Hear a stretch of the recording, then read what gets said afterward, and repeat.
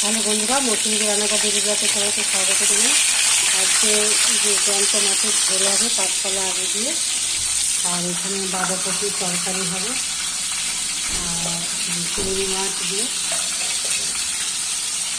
আর ডাল হয়ে গেছে, ডাল ভাত হয়ে গেছে, ব্লকটা দেখতে পাচ্ছে, আর ঘুগনি হবে।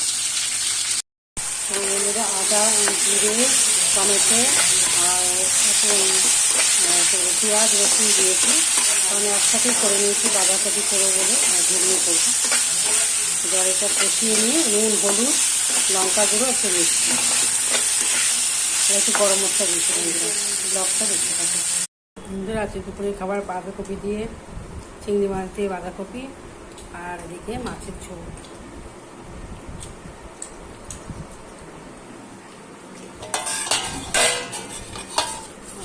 এখানে ডাল। দেখুন বন্ধুরা রাস্তায় এখনও জল। বন্ধুরা এটা রাতের খাবার। ব্লগটা কেমন লাগলো জানাবেন, লাইক শেয়ার করবেন, সুস্থ থাকবেন, সাবধানে থাকবেন।